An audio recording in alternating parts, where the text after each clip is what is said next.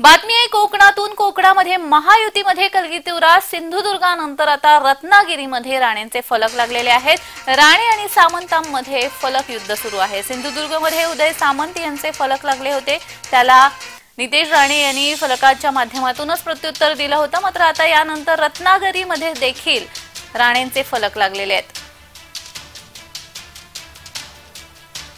सिंधुदुर्गानंतर आता रत्नागिरीमध्ये देखील हे फलक युद्ध दिसून येते। उदय सामंत यांचे सिंधुदुर्गामध्ये फलक लागले होते आणि यानंतर आता राणेंच्या गावी, उदय सामंत यांच्या गावी रत्नागिरीमध्ये फलक लागलेले दिसून येत आहेत। भाजपाचे हे फलक लागलेले आहेत। उदय सामंत यांच्या गावीच हे फलक लागलेत। त्यामुळे कोकणामध्ये महायुतीमध्ये अंतर्गत द्वंद्व दिसून येत आहे।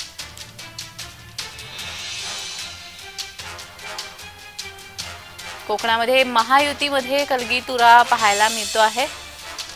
सिंधुदुर्गामध्ये आधी उदय सामंत यांचे फलक लागले होते, त्याला भाजपाकडून प्रत्युत्तर देण्यात आलं होतं। यानंतर आता रत्नागिरीमध्ये उदय सामंत यांच्या गावी भाजपाने फलकबाजी केलेली आहे आणि त्यामुळे हे जोरदार फलक युद्ध दिसून येत आहे। महायुतीमध्ये अंतर्गत कलह कोकणामध्ये असल्याचं पाहायला मिळत आहे।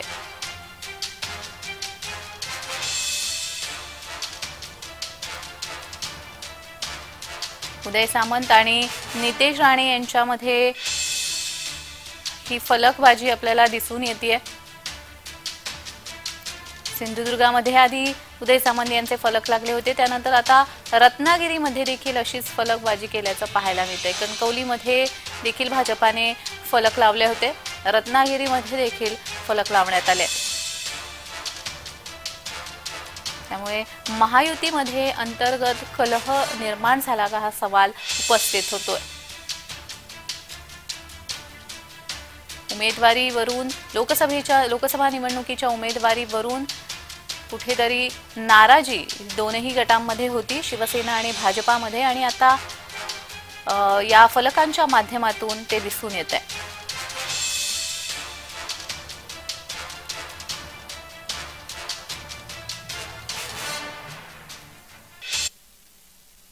तर या संदर्भात अधिक माहिती देण्यासाठी आमचे प्रतिनिधी सुरेश कौलगेकर आपल्याशी सिंधुदुर्गातून जोडले गेलेले आहेत। सुरेश, आपण जर पाहिलं सिंधुदुर्गामध्ये आधी उदय सामंत आणि नितेश राणे यांचे फलक लागले होते, त्यानंतर रत्नागिरीमध्ये सुद्धा हे फलक लागल्याचं पाहायला मिळतंय। महायुतीमध्ये अंतर्गत कलह कोकणामध्ये निर्माण झालाय का हा सवाल आता उपस्थित होतो, या संदर्भात काय सांगा? निश्चितच बघितलं तर पहिल्यांदाच सिंधुदुर्गमध्ये बॅनरबाजी झाली। कणकवली येथील नारायण राणे यांच्या बाले किल्ल्यात ही पहिली बॅनरबाजी पाहायला मिळाली। यामध्ये बघितलं तर शिवसेना शिंदे गटाच्या कार्यालयासमोर पहिल्यांदा बॅनरबाजी झाली आणि त्यानंतर संध्याकाळी उशिरा नितेश राणे यांचा एक बॅनर झळकला आणि त्याच्यामधून जे सकाळी जो दावा केलेला त्याला उत्तर देण्यात आलं। आणि मात्र आज बघितलं तर रत्नागिरी जिल्ह्यात पाली येथे उदय सामंत यांच्या बाले किल्ल्यातच आज जो उदय सामंत यांच्या घराच्या अगदी जाणाऱ्या वाटेवरच पाली येथे हा बॅनर लागला आणि यामध्ये बाप होता है, झुंड में तो कुत्ते आते हैं, शेर अकेला आता है, अशाचा हा जो बॅनर लागला। त्यामुळे कुठेतरी महायुतीत कुठेतरी मिठाचा खडा पडलाय की काय अशी चर्चा धन्यवाद सुरेश जी, तुम्ही दिलेल्या या सविस्तर माहितीसाठी।